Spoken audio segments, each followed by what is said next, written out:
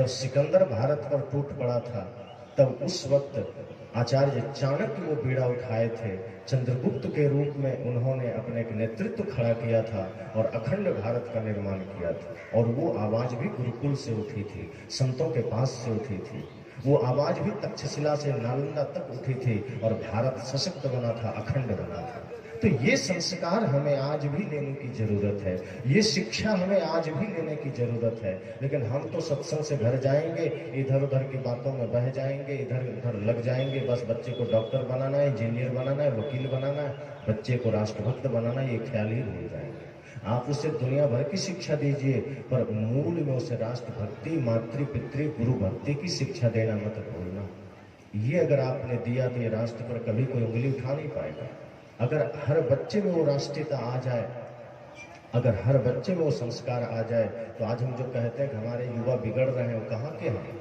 आज अगर आप समाज में कहते हैं क्या करें, हमारे देश के, हमारे समाज के युवा तो पथभ्रष्ट हो रहे हैं, वो युवा कहाँ के हैं? क्या डायरेक्ट आकाश से उतरे हैं? क्या पाकिस्तान से आए हैं? आपके ही बीच वो पलते हैं, बढ़ते हैं, और कमियां आपके ही द्वारा प्रकट होती है।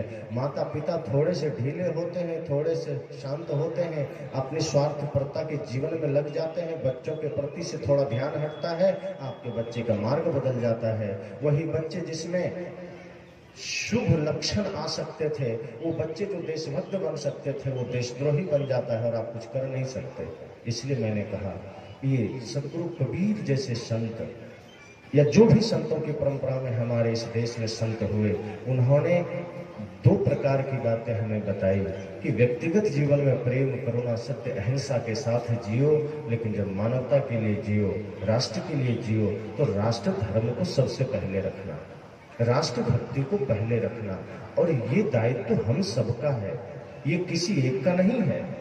ऐसा नहीं कि चलो कोई और कर लेगा, ये बात नहीं है। हम सब भारतीयों का ये धर्म है, हमारा कर्तव्य है कि हम सब अपने अपने मतपंथ, अपने अपने जाति, अपने अपने घमंड से बाहर निकलकर एक राष्ट्रीयता के सूत्र में बंध सकें और वहां एक दूसरे के साथ चल करके देश के लिए कुछ करें, कुछ सोचें। जाने से पहले हमारे झोली में भी राष्ट्र के प्रति कुछ कार्य तो होने चाहिए, कुछ पुण्य तो होना चाहिए। इसलिए मैंने कहा ओरिजिनल बनिए। जैसे बच्चे इस धरती पर आते हैं ओरिजिनल रूप में, लेकिन कुसंग पा करके वो बिगड़ते चले जाते हैं, वो निगरानी रखिए। वो जब वो ओरिजिनल जीवन जो प्रकृति ने दिया है, कितना सुंदर दांत प्रकृति देता है, लेकिन आदमी गुटखा खाते, शराब पीते, बीड़ी तंबाकू गांजा भांग का सेवन करते दांत खराब कर लेता है। प्रकृति ने कितना सुंदर मुख दिया था कि प्रभु का नाम जपिए, गुरु का नाम जपिए, मीठे शब्द बोलिए, और हम गलत बोल बोल के जुबान भी खराब कर लेते हैं। कितनी अच्छी आंखें मिली थी, सुंदर भाव का दर्शन करिए, इन आंखों से गलत देख देख करके इन आंखों को भी खराब कर लेते हैं। कितने सुंदर कान प्रकृति ने दिए कि हम बढ़िया बढ़िया शब्द सुने, बढ़िया बढ़िया ज्ञान की बातें सुने, गलत सुन सुन करके हमने कान को भी खराब कर दिया। यह शरीर जिसे ऋषियों ने देह देवालय स उच्चते कहा, यह देह ही देवालय है, यह देह ही शिवालय है।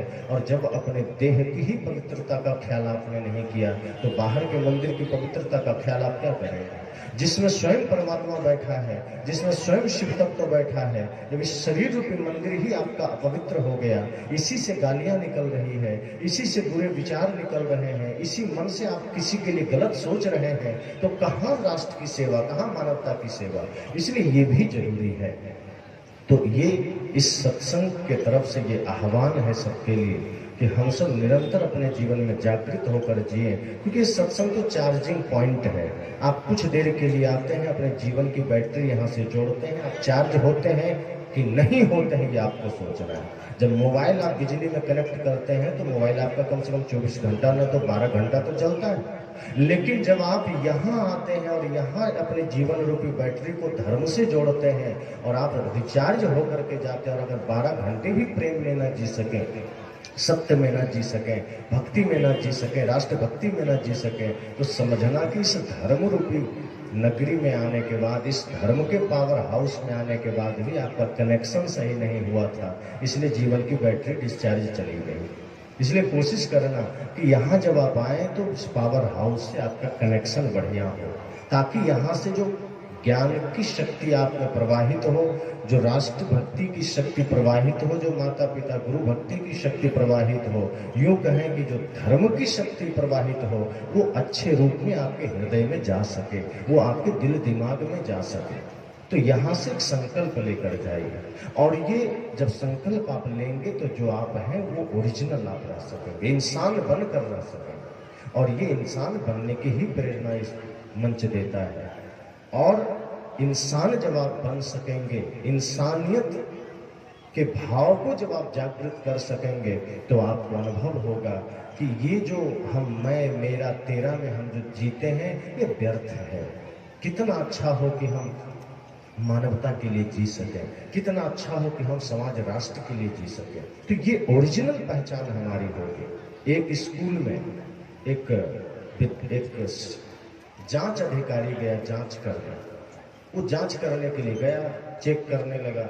उसी समय बच्चों का वो जो नाम पुकारा जाता है कि कितने लोग आए हैं, कौन कौन उपस्थित हुए हैं, तो जांच अधिकारी ने रोल नंबर के हिसाब से 1 2 3 बोलना शुरू किया। तो जैसे ही बोला रोल नंबर 1, एक लड़का खड़ा हुआ, यस सर। बोला रोल नंबर 2, उसने भी कहा यस सर। जब बोला रोल नंबर 3 तो उसने भी कहा यस सर, लेकिन वो रुक गया। जो जांच अधिकारी आया था उसने गौर किया और पाया कि तुम इधर आओ, तुम तो वही हो जो 1 रोल नंबर पुकारने पर भी यस सर बोला था, और जब मैंने 3 बोला है तब भी तुम ही आए हो, मामला क्या है? तो उस 1 रोल नंबर वाला व्यक्ति जो 3 पर भी यस सर बोला था, उसने कहा सर क्षमा करें, जो 3 रोल नंबर का विद्यार्थी है वो क्रिकेट का मैच देखने गया है, कहा कुछ ऊंच नीच होगा तो मेरे बदले यस सर बोल देना। अब तो जांच अधिकारी क्रोधित हो गए, कहा क्या मामला है, स्कूल है या मजाक? अब मास्टर जो क्लास के मास्टर थे वो थर्राने लगे, अब क्या होगा? उन्होंने कहा तो क्या पढ़ाई होती है आपके यहाँ, बच्चे कौन है कहाँ है, कोई ठिकाना नहीं रहता, अब आप लोग को इसकी सजा मिलेगी। बिल्कुल बेचारे वो मास्टर तो घबरा गए।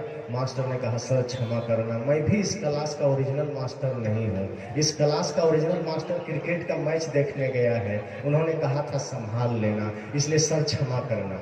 जांच अधिकारी ने कहा संजोग है, सौभाग्यशाली हो तुम बच गए, क्योंकि मैं भी ओरिजिनल जांच अधिकारी नहीं हूं, मैं भी किसी के बदले आया हूं।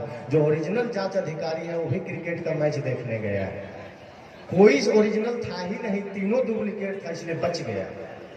ओरिजिनल बनने की जरूरत है, डुप्लीकेट जीवन में बन करके आप कुछ नहीं कर सकते। मैंने कहा इंसान जिस रूप में धरती पर आता है, अगर उसी रूप में अपने को स्थापित कर सके तो सदगुरु कबीर का वो सपना सच होगा कि पूरा पृथ्वी हमारा परिवार है। इस भाव को हम जागृत कर सकेंगे और अपने स्वाभिमान की रक्षा भी कर सकेंगे। हम इतना भर बोल रहे कि पूरा धरती हमारा परिवार है, पता चला चीन और पाकिस्तान आके भारत में कोहराम मचाना शुरू कर दिया, तो हमें अपने स्वाभिमान की रक्षा भी करनी है, अपनी सीमा की रक्षा भी करनी है, लेकिन विराट हृदय का परिचय भी देना है कि लड़ो तुम, लेकिन हमें तो कोई दिक्कत नहीं, सब हमारा अपना, लेकिन हमारे तरफ अगर कदम बढ़ाओगे तो कदम तोड़ भी देंगे। तो ये स्वाभिमान भी जरूरी है, ये धर्म की शिक्षा भी जरूरी है, ये संस्कार भी जरूरी है। तो इस 2 दिवसीय सत्संग जो कि संत सम्राट सदगुरु कबीर साहब के प्राकट्य दिवस के रूप में मनाया जा रहा है, यद्यपि सदगुरु कबीर का प्राकट्य महोत्सव 14 जून को मनाया जाएगा, ज्येष्ठ पूर्णिमा के दिन, लेकिन सब जगह एक साथ संभव नहीं है, तो पूरा ज्येष्ठ महीना उनके प्राकट्य महोत्सव के रूप में ही मनाया जाता है। उसी रूप में आज यहाँ रखा गया। और हमारे जो महंत हैं प्रेम प्रकाश गोस्वामी जी बड़े ही मेहनती हैं, बड़े ही लगनशील हैं, आप सब उनको जानते ही हैं, काफ़ी दिन से हुए हैं। उनसे पहले यहाँ आत्मस्वरूप गोस्वामी जी रहे हैं, जिनकी ये देन है, जो काफ़ी मेहनत यहाँ करते रहे। और उनके बाद उन्हीं के रहते रहते प्रेम प्रकाश गोस्वामी जी यहाँ के महंत हुए। तो आप सब उनको अपना योगदान देते रहें, सपोर्ट करते रहें। विधायक जी से भी निवेदन करूँगा इस आश्रम पर भी ध्यान दें, ताकि यहाँ से भी समाज के लिए कुछ हो सके। हम तो चाहते हैं कि सभी आश्रम में गुरुकुल बने, जो बच्चों में पुनः वो शिक्षा दिया जाए, जो वहाँ से पढ़कर निकले तो कहे मैं राष्ट्रभक्त हूँ और कोई पहचान न बताए। तो ऐसे ऐसे गुरुकुल, ऐसे ऐसे शिक्षा केंद्र, ऐसे ऐसे केंद्र आश्रमों के द्वारा भी खुले बने, जिसमें आप सब अपना अपना सहयोग दें। तो प्रेम प्रकाश जी को और उनके सभी सहयोगी कार्यकर्ताओं को बहुत बहुत धन्यवाद देते वाणी को विराम देता हूँ।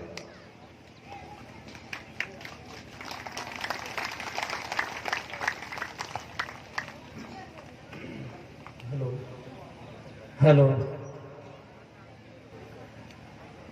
बहुत सुंदर पूज्य स्वामी जी से हम लोगों ने राष्ट्र निर्माण और हम लोग सच्चे रूप में मनुष्य कैसे